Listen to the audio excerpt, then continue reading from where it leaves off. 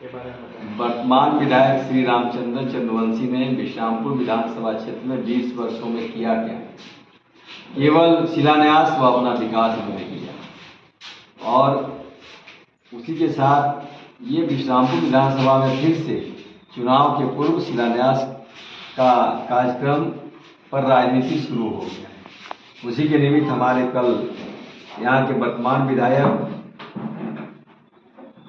विश्रामपुर प्रखंड के विभिन्न योजनाओं का 2 योजना ओरिया नदी पर पुल का शिलान्यास कार्यक्रम और सिगसिगी पंचायत में खूंटी से नदी तक सड़क का कार्यक्रम और भेलवा नदी पर पुल का कार्यक्रम का शिलान्यास किया। तो क्या 20 वर्षों में यहाँ की जनता को, विश्रामपुर विधानसभा क्षेत्र के लोगों को केवल इतना ही हक था, केवल 2 ही योजना का शिलान्यास का हक था? तो मैं उनसे पूछना चाहता हूँ कि आपने केवल और केवल चुनाव के समय में शिलान्यास की राजनीति को आप बंद करिए और आपका समय अब समाप्त हो चुका है, इसलिए आप बैक टू पवेलियन होइए। और साथ ही साथ आपने जो सड़क की बातें कही कि हम सड़क का जाल बिछा रहे हैं, तो यहाँ से यदि आप पांडु जाएंगे तो बूढ़ी खाड़ के पास 2 किलोमीटर के आसपास सड़क का पता ही नहीं है कहाँ चला गया। वहाँ सड़क के ऊपर पानी लबालब भरा हुआ है और कोई भी आदमी अगर मोटरसाइकिल से जाता है तो उसी पानी में डूब जाता है और गिर जाता है और चरपहिया वाहन को भी चलने की व्यवस्था नहीं है। आप पूरे विश्रामपुर विधानसभा क्षेत्र के सभी पंचायतों को आप गौर करेंगे तो कहीं भी सड़क की व्यवस्था, सुलभ यातायात का साधन उपलब्ध नहीं है और वो केवल शिलान्यास का कार्यक्रम चुनाव के समय में करते हैं और वो अपना और अपने परिवार के विकास के कार्यक्रम में व्यस्त रहते हैं। यहाँ के जनता से उनको कोई मतलब नहीं है। यहाँ के जनता को कैसी शिक्षा चाहिए, कैसा स्वास्थ्य चाहिए, कैसा सड़क चाहिए, कैसे उनके घरों तक बिजली पहुँचेगा, कैसे उनके घरों तक पानी पहुँचेगा। उनका सरकार, केंद्र सरकार 10 सालों तक देश में राज किया, वो 5 वर्षों तक लगातार इस झारखंड प्रदेश के मंत्री रहे, वो अभी 5 वर्षों से वर्तमान विधायक भी हैं, लेकिन उनके द्वारा कौन सा कार्य किया गया जिससे यहाँ के लोगों को सुविधा उपलब्ध हो और इनके बारे में इन्होंने सोचा?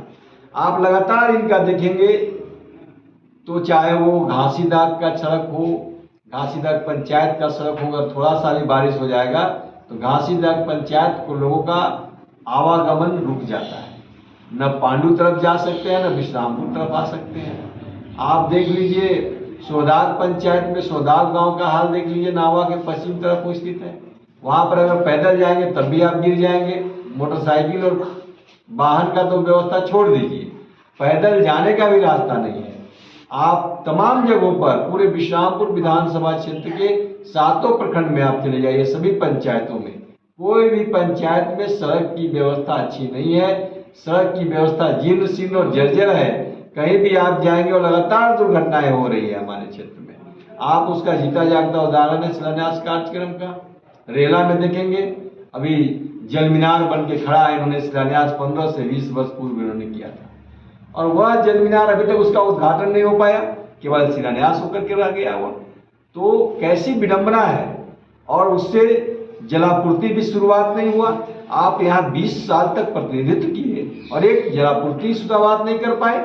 एक कैसी विडंबना है विश्रामपुर विधानसभा क्षेत्र का।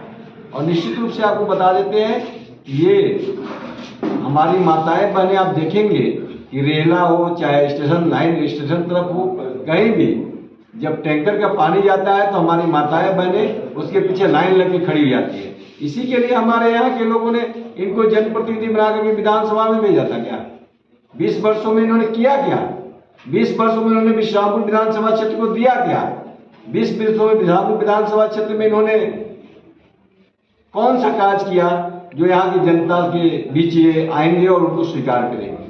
तो इसलिए इस बार जनता यहाँ की नकार चुकी है और यहाँ पर कोई भी योजना का शिलान्यास से काम चलने वाला नहीं और कोई भी क्षेत्र में इन्होंने विकास नहीं किया। जो हमारी मूलभूत क्षेत्र है, सड़क, स्वास्थ्य, शिक्षा, बिजली और पानी, ये 5 मूलभूत हमारे आम लोगों का मूलभूत अधिकार और मूलभूत सुविधा है, जीवन रक्षक सुविधा है। ये किसी भी क्षेत्र में सफल नहीं है, सारे क्षेत्रों में असफल है। धन्यवाद। विधायक जी के द्वारा जो है विश्रामपुर विधानसभा में जो शिक्षा का मामला पाया था, इसका क्या कहना चाहते हैं? आप देखिए ना, कौन सा प्रखंड में शिक्षा का केवल ये व्यापारीकरण किया है, शिक्षाकरण इन्होंने किया है। कौन सा प्रखंड में हमारा जो बोलते हैं कॉलेज है, कोई भी प्रखंड में हमारा कॉलेज है क्या, सरकारी कॉलेज, जिससे हमारा जो बच्चे बच्चियां गरीब परिवार के हैं वो कम फीस में या बिना फीस के वहाँ पढ़ाई कर सके। ये तो हमारा हॉस्टल भी था, छात्रावास भी था हमारे नौजवानों के लिए, हमारे बच्चियों के लिए, वो भी अपने कैंपस के अंदर ले गए, जो हमारा अधिकार था। यहाँ पर नावा में स्टेडियम बनना था, उसको भी अपने कैंपस में वो ले गए। कोई भी प्रखंड में आज भी हमारा कॉलेज का व्यवस्था, सरकारी कॉलेज का व्यवस्था नहीं है। अपने यहाँ मेडिकल कॉलेज बना लिए, इंजीनियरिंग कॉलेज बना लिए, A pharma, B pharma, D pharma, जितना भारतवर्ष का होता है शिक्षा से संबंधित वो सब बना दिए। तो ये कैसी विडम्बना है, आप बताइए हमको। कैसे हमारे इस विश्रामपुर विधानसभा क्षेत्र के बच्चे बच्चियां कैसे पढ़ेंगे? उनके कॉलेज में पढ़ सकते हैं? उनके पास फीस है उतना? एक भी डिग्री कॉलेज पूरे विश्रामपुर विधानसभा क्षेत्र में नहीं है सरकारी। ये कैसी विडम्बना है। एक ITI आया था यहाँ उटारी में बनना था, उसको भी उन्होंने रुकवा दिया और अपने ITI बना करके उसका पैसा ले रहे हैं, वसूल रहे हैं लोगों से लाखों लाख। B.Ed का कॉलेज, M.Ed का कॉलेज अपने यहाँ से करा करके लाखों लाख वसूली कर रहे हैं। तो इसमें क्यों बात करते हैं? वो अपने विकास के अलावा हमारा जो मूलभूत सुविधा का पैसा था वो भी ले जा करके अपने यहाँ लगा दिया उन्होंने। तो ये मैं पूछना चाहता हूँ कि वो कैसे इस क्षेत्र की जनता को मुंह दिखाएंगे।